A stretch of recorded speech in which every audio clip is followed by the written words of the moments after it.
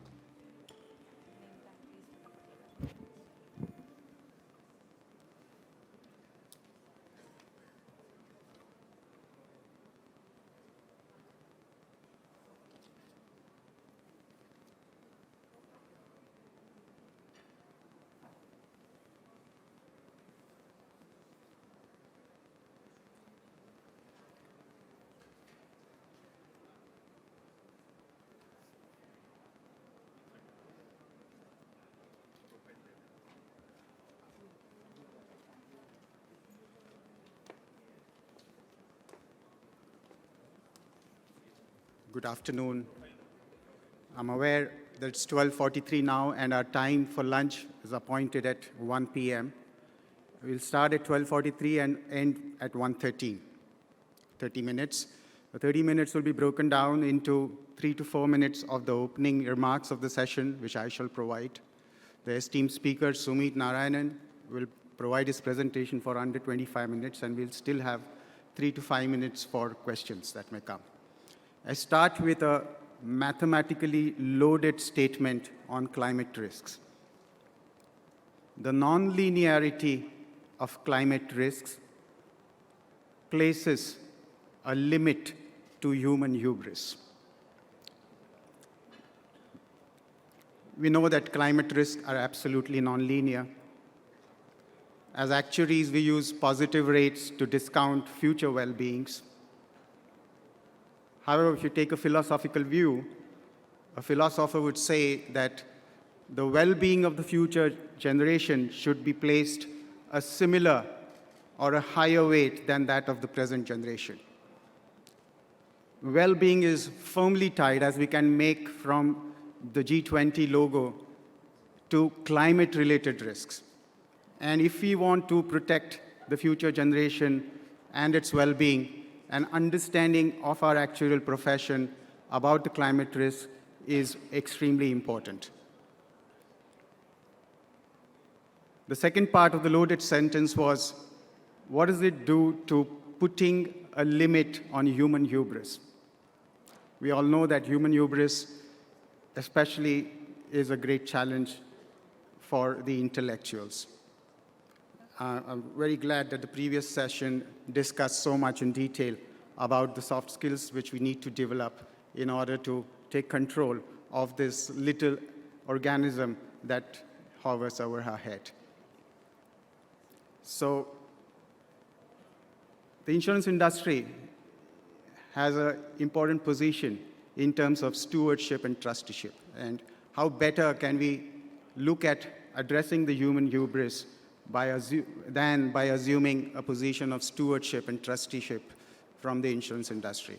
So our session essentially is about looking at the climate risks and its non-linearity and how the insurance industry could play a role to put a lower limit on the human hubris in order to deliver a better world, a better environment for our next generations. We are in Delhi. We are hosting the G20 in India. And yesterday, Mr. Frank Chang did mention about the catchline of the G20, that is Vasudhaiva Kutumbakam, one earth, one family. When you have one earth, one family from the Upanishads, go a step further in order to lower the limit on human hubris is, in addition to Vasudhaiva Kutumbakam, we should also say, idam na mama. This is not mine.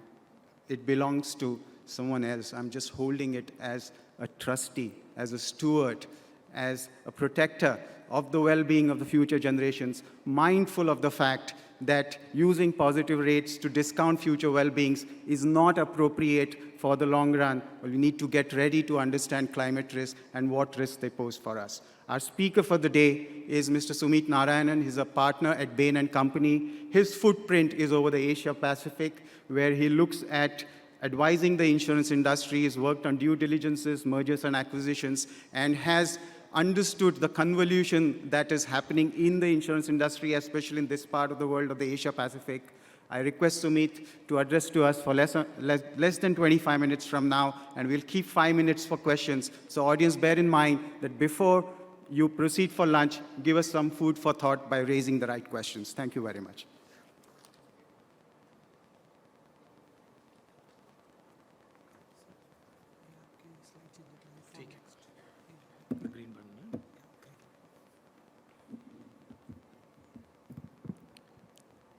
Good afternoon, everyone. It's an absolute pleasure to come back to the Global Conference of Actuaries. I last presented at the 6th GCA, and it's been, 15, 16 years. It's so good to come back, see the audience grow so much in size. Fascinating. As I was asked to maybe come and speak at this conference, I immediately had the topic I wanted to speak to you, because not just because it's kind of something the world is talking about, it's very important, but there's a very small story behind the reason I'm standing here today. At my firm, about 4 months ago, we said we want to publish an IP on climate change and the impact on insurers. As one of the members in the firm, I was asked, would you want to lead that piece of work? And I immediately actually said no. I don't think, I believe in climate change, but I don't think I'm seeing anything the insurers are doing and so on. And what's happened actually is, as I spent about 4 months of real work building this IP, I had a moment of epiphany. It was a moment where I felt there is a significant impact to the climate and to us. And more importantly, I think there's a very critical role the insurers have to play to get humanity and the society embrace this change and deal with it. So I'm going to keep it very interesting. I know I'm standing between lunch and you guys. I'll probably spend some time on 5 or 6 slides. The whole pack is there, so you can download it at your leisure. And please do contact me if you have any questions. So I'll start with the boring stuff. Right, stuff you already know. There is a significant amount of expectations from all stakeholders in the financial industry, in the financial services industry, on how are we responding to climate change. So we obviously know about rating agencies have included metrics around climate, ESG, in how they rate companies. We know the regulators are doing their bit. Actually, there's a lot of new regulations which has come up, looking at insurance companies and financial services players on key aspects of ESG. Actually, there's a piece of survey we did with customers of insurance companies, and we actually found there was a significant increase in Net Promoter Score, or NPS, when customers felt their insurers were abiding by or complying with ESG rules. And there's the employees and the communities at large. Now, I'm going to bore you guys with some stuff around the regulatory bit. So there's been a significant amount of regulations which has come up, right? I'm not going to spend too much time here. But what's interesting is a lot of the regulation which has been applied for insurance companies actually is on the investment side. We still have evolving regulations on other aspects of ESG, but at the moment, there's a truckload of information and regulations on the investment side, which is interesting, but that is missing the point. Customers who believe their insurer is complying with ESG is actually deepening their relationships with their insurance companies. Now, I think that's a good message, because I think there is value in doing more around ESG. There's almost a 64 percentage point increase in NPS between insurers who comply with ESG standards and who don't, right? So there's immediate value, when your companies are looking at ESG and saying, we need to comply with at least the basic minimum standards, there is value there. That's again missing the point though. Then I started looking at some of the largest insurers globally. Right? This is a combination of life and P&C players. We picked 36 companies who contribute to about 80% of assets under management globally. So these are the biggest names you would find. And what we found was quite interesting. There is a number of insurance companies who say they comply with the ESG requirements, but a large chunk of those are investment requirements. So we will invest in companies who have complied with ESG standards. Very few insurance companies globally, at least the 36 we looked at, have underwriting commitments around ESG at this moment. They're not saying, for example, that we will not underwrite industries or companies who do not comply with ESG standards. That's quite interesting because I think that's where we need to get to. We then started looking at the geographical split. The Europeans are actually further advanced than both the Americans and the Asia Pacific insurers. Almost all of them had some form of a commitment, either investment or underwriting. And as you then come to Americas and Asia Pac, the number looks less inspiring. We then kind of further went into what do they disclose actually. A lot of the insurers, at least the 36 we looked at, had some form of scope 1 targets as part of their requirements. Scope 1 is your own emission, so how do I control my own emission levels and by when would I be able to get to net zero on scope 1? But as you start looking at around sustainable investing targets, there are a few. That number continues to drop as we look at underwriting targets and biodiversity as examples.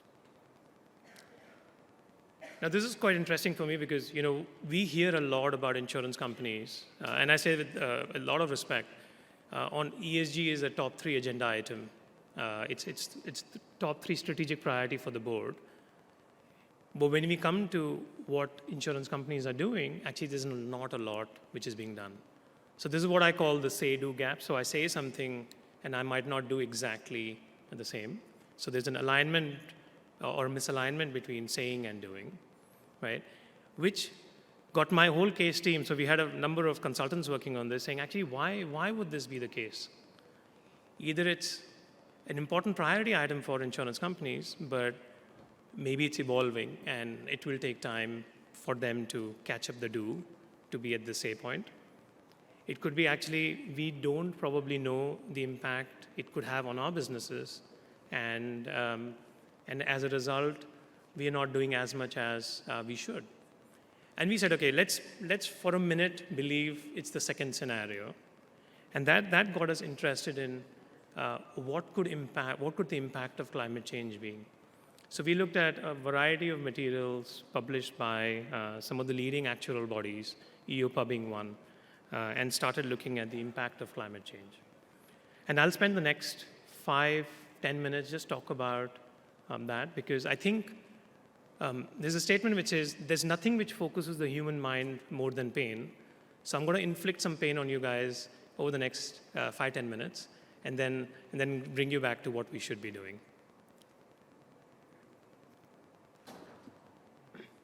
Right, so let's start with numbers. We love numbers, right? We're all actuaries in this room. We are looking at climate change and we are looking at losses from climate change or a downside financial risk from climate change to the tune of $35 to $40 trillion. Now, when we embarked on this journey, none of these numbers were available. Now, I would say I don't have a crystal ball. What I did was I looked at the incidence of climate risk, weather-related losses. We actually projected that out. Now, you could argue that actually our projection methods may not be accurate, and they are not accurate. Right? I would be very humble to say we've used very simple methods to project what we think climate-related risk would be and what the financial downside risk would be from that. We've only focused on 2 parts of the risk. There are about 7-8 other things you could look at, like litigation risk and reputation risk and so on and so forth. We have not looked at those intangibles. We said, actually, let's make it tangible. So we've looked at physical risk. So physical risk, is very simply a risk to physical assets, right? So if I have a building which is being insured, what is the risk to that building from weather-related risk or climate change-related risk? We then also looked at what is called transition risk. So transition risk essentially is, as the world moves towards more green, there will be certain industries which will have to transition towards those greener investments, greener operating models, greener industries. What is the loss of revenue as a result of that transition? Within physical and transition, we looked at underwriting risk and we looked at investment risk, right? Covering both life and P&C. What I'll do is I will not be able to talk through all of those aspects. I will probably touch upon a couple of them to just bring this to light. The headline number is just $35 to $48 trillion, split 40-60, 40 physical risk, 60 transition risk. Let's look at physical risk, and then I'll spend a couple of minutes on transition. If I focus your attention on the graph on the right-hand side, allow me a minute to just walk you through that. The dark gray choppy lines are essentially losses from weather-related risks globally. Few observations there. One, what we deem as 1 in 100-year events are actually happening a lot more frequently. So if you were to look at the last 50 years, we would actually say the incidence of these events has happened a lot more frequently. We are looking at these 1 in 100-year events, right? So what we as actuaries think as outliers, happening every 3 to 4 years. So obviously there's something wrong with our models. The other important fact is the losses from these events are increasing. Obviously that's also to do with humanity.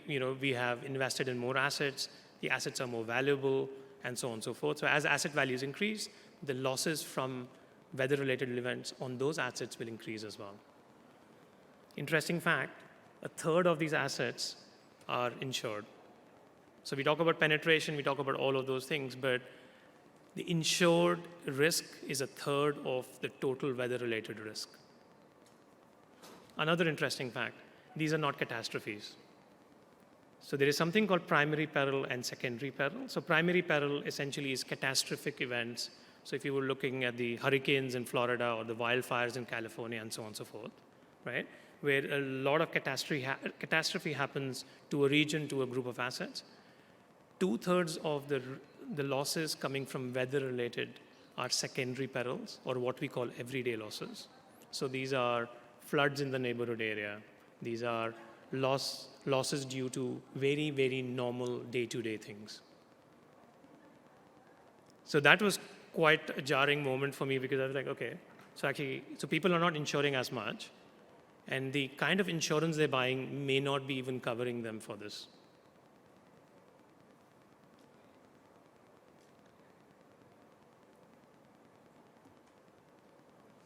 If you look at physical risk on the P&C side, just on the underwriting P&C side, you will see the bar shows you, we projected these risks will increase to about $7 to $8 trillion. And that's quite interesting, because that would be significantly higher if we were to include indirect losses. So what we show on the bar chart here is only the direct losses from impact to physical assets. Any indirect losses, so for example, loss of agricultural output. You have a business which is in an area which has just been hit by hurricane or flood. You have loss of income, people lose employment, people might die. None of that has been included in these calculations. Just that gets you to 7 to 8 trillion. And when we started putting all the indirect losses, we said actually it's somewhere in the range of 2 to 5 times more if I were to start building out indirect losses, right? Now, what's interesting is, if the world, and we've had various summits on climate change, if we were to adhere to net zero commitments as per the shared pathways, socioeconomic pathways, we should get to a 1.5 degree change in temperatures. If we adhere to something like that, by 2050, we have an opportunity to reduce the losses due to climate change significantly. Just adhering as humanity to what's required of us gets us those losses down to a very, very lower number, much, much lower number, right? But very interestingly, there's other stuff we can do as insurance companies as the industry, which is around adaptation. How do we invest in high resilience infrastructure, which could actually reduce the impact of these losses, both direct and indirect? And I'll touch upon that later on in my presentation. There is some impact on the investment side, and as I said at the start of my presentation, by just focusing on the investment side, I think we are all missing the point. It is not about investing in greener or equity investments in companies which have complied to ESG. I think there's a significant role we need to play. And my friends from the life and health industry, fortunately or unfortunately, there is not a lot of impact to life and health as we see right now, right? So the impact largely is on PNC, it's on claims to physical assets. Impact on life is less.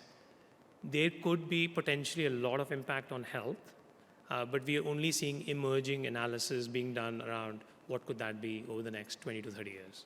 Yeah, so we actually, as a team, we did not spend a lot of time looking at that. I'll skip a couple of slides, and I'll probably pause here and then take you to what I feel we should do. Again, when we started looking at transition risk, this is you are insuring companies who are maybe brown, as we call them, so they have a lot of carbon emissions, and those companies are now moving to greener assets, greener operating models, greener businesses. They will have to substantially change the way they operate. Some industries might actually get wiped out. And what will happen is, if you're insuring those companies, those industries, you will have a significant loss of income. And it's very easy to say actually, yep, but we will have also greener industries. Why don't we just go in and insure them? Actually, to insure them, the kind of data you would need, the kind of technologies you would need, and the analytics you might need to run would be very, very different to what we have today. So what this presents is actually a great opportunity for insurance companies to gain share in their markets by being market leaders, being first to go and invest in that data, technology, analytics, operating model, build partnerships, and so on, so that they can actually tap into that move or transition. After we did all of this analysis, we said, okay, the impact is large, right? Are there any lessons from history we could learn? And which was actually, again, a very, very important point for me. I'll spend a couple of minutes on that. So, trying to be corny, but blast from the past. Insurance companies actually have had similar situations or analogous moments in our history as well.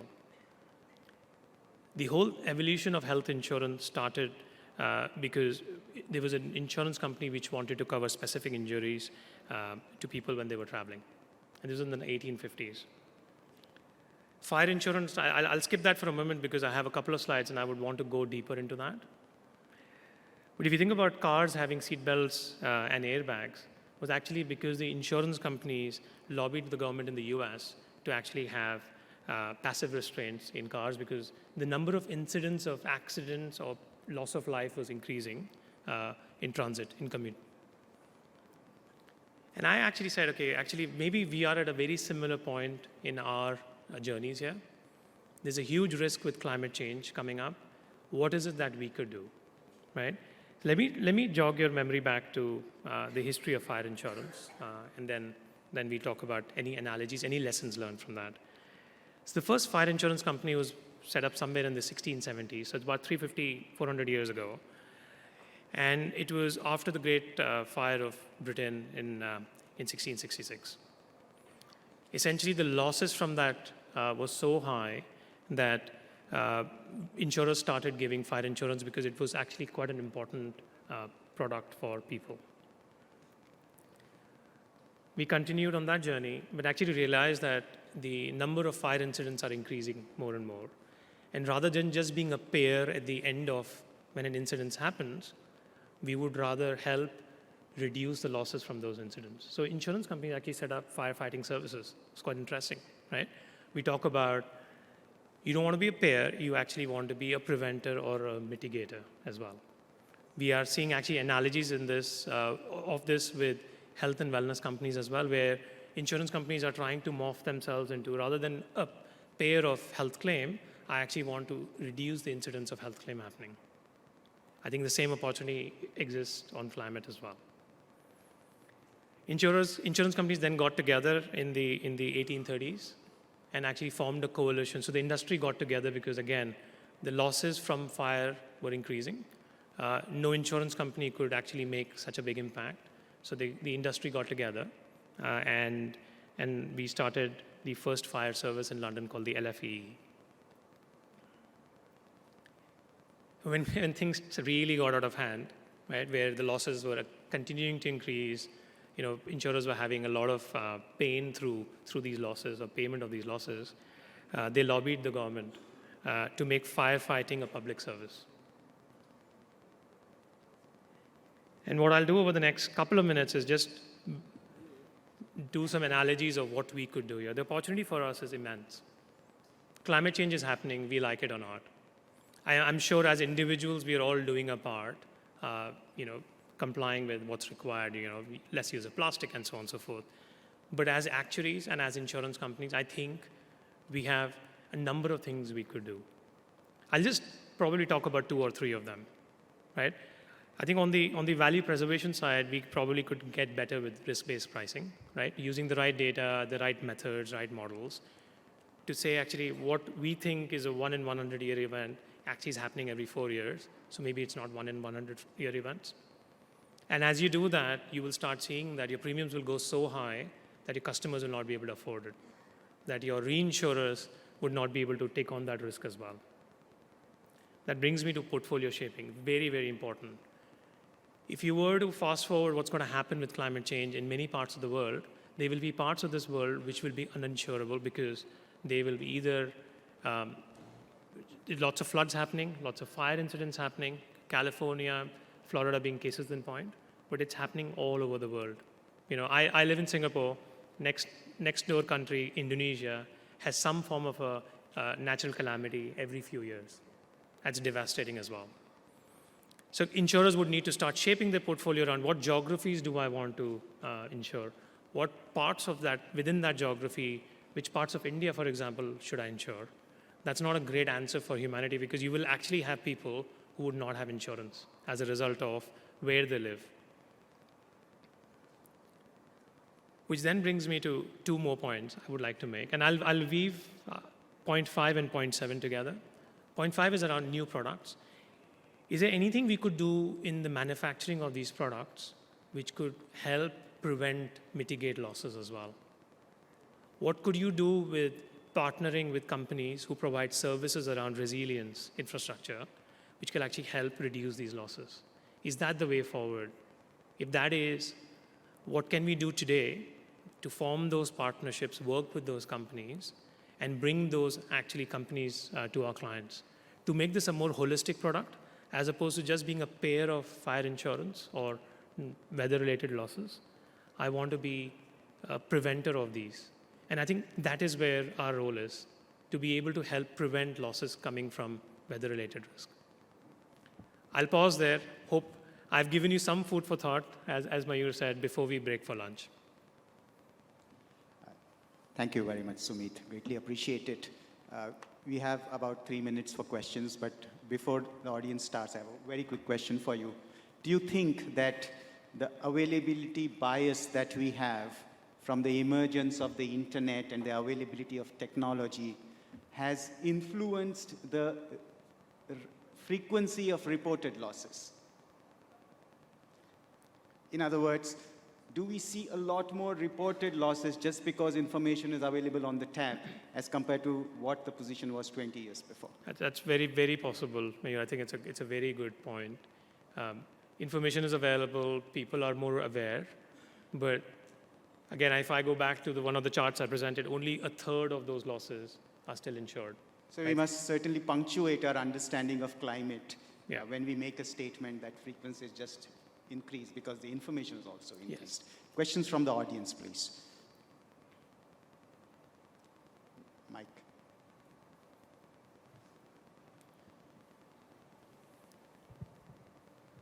Yeah, hi, good afternoon. So thank you very much for the wonderful session. I just had like a couple questions, just maybe a perspective as well. So you mentioned that insurers, they should kind of transition towards, greener, towards like sustainable organizations or ensuring sustainable organizations, greener organizations. But there are certain sectors, right? For example, energy, right, which is still going to take a lot of time to even transition to to clean energy and things. So if you just keep transitioning like that, what's going to be the effect of the underwriting cycle can also not be ignored, right? Because the moment everyone transitions from to a greener sector, there are lesser players. So essentially, the market will get harder.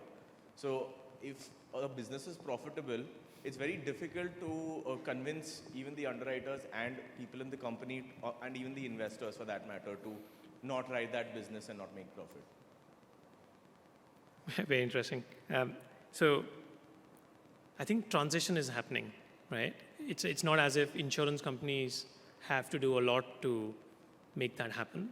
I think as a world, as we are committing to net zero standards and targets, there will be transition happening because of your clients, maybe energy sector, they will actually have to find greener methods of operating, right? I think the opportunity we have is to help either accelerate that transition or assist in that transition, right? And so banks have, I think, a very critical role in terms of what funding they provide and so on and so forth. I think similarly, insurers have a very critical role in, as your clients transition, and that's happening naturally because of all the dialogue around climate change and ESG, how do we assist in the acceleration, the adaptation of that, right? Now, obviously, we have businesses to run, right?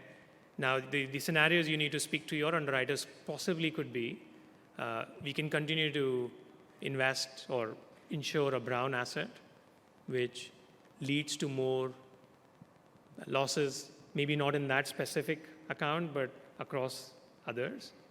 Or am I helping move to a greener asset? And there will be lots of strategies around how do you gain share in those, right? There will be harder markets. Do you give discounts? Do you actually have, and my question is, do we even have the data right now to be able to underwrite those assets?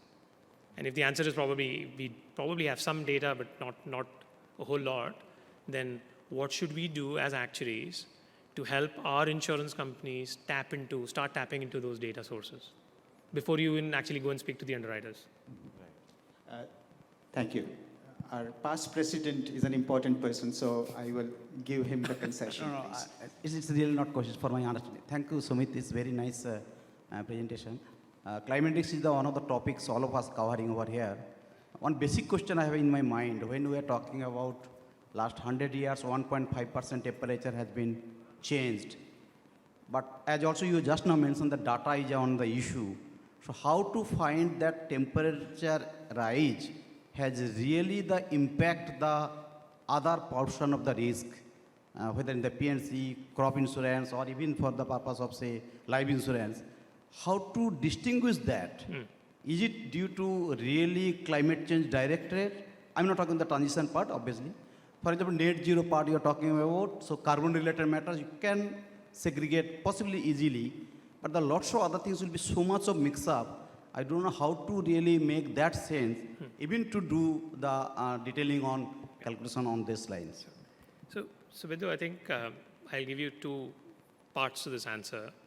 One is, there's already a lot of companies out there which have access to data, and is that through geospatial imaging, through other sources, where they will be able to find the data set you're looking at. There are already companies who are doing it. We, for example, partner with some companies to provide that data or to use that data, right?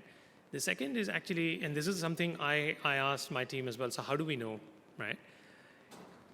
If you look at certain parts of the world which have been impacted significantly by climate change, or which have had a lot of incidents in the last 10 years, and I will give you two examples, Florida and California, right? You will actually see there is a correlation between what's happening with climate and the losses. Like the wildfires in California, the hurricanes in Florida, it's come to a point where actually insurance companies are getting out of California because it's uninsurable now, right? Because you know there's going to be an incident in 2 years' time. What should my premium be? Premium should be the value of the losses then, right? So there is a lot of data out there, and I think if we open our mindsets to using those data sets and then applying newer techniques to find those correlations, we will be able to distinguish exactly what's coming from climate change related risks. Thank you, Sumit. I think that's the part. There are some direct losses like flood, storm, etc., calamity. I'm talking the other part where say just say temperature increase throughout say another 5 years, 10 years, 20 years, 100 years. That impact may be inbuilt also in the health of the people. Yeah. It may be inbuilt also in the crop insurance to a certain extent, not necessarily through the storm or even for the any hurricane to happen. Yeah. I'm coming that perspective also. That may be very difficult to segregate that portion possibly. I fully agree. Yeah, it's the starting. No, absolutely. So we have to do on that. Absolutely Thank agree you. with you. Yeah. Thank you. So the time between now and lunch does not depend upon your curiosity. Thank you.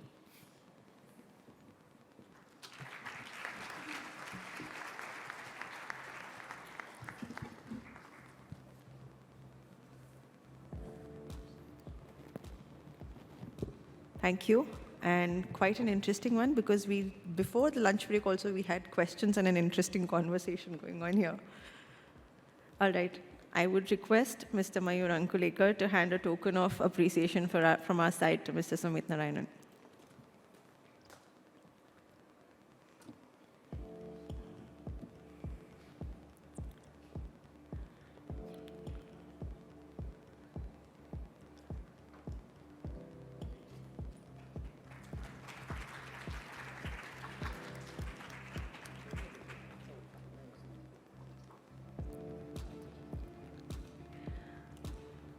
I would like to invite Mr. Sunil Sharma to come on stage and give a token of appreciation to Mr. Mayur Ankolekar.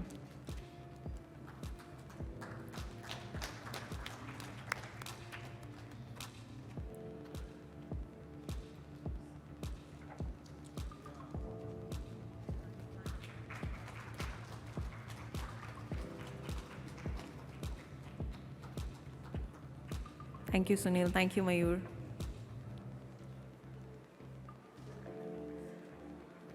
I know we are going to be heading for lunch break. I'll just take a minute more. I would request Mr. K. Subramaniam to please come on stage.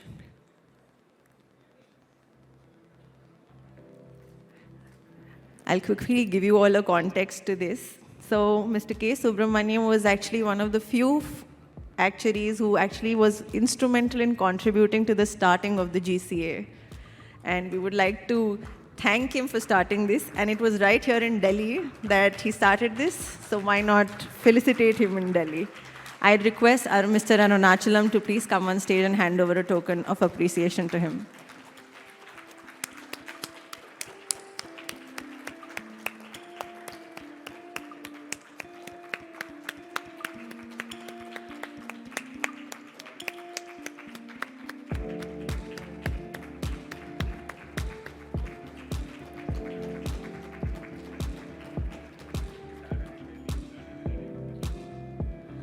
Thank you, sir.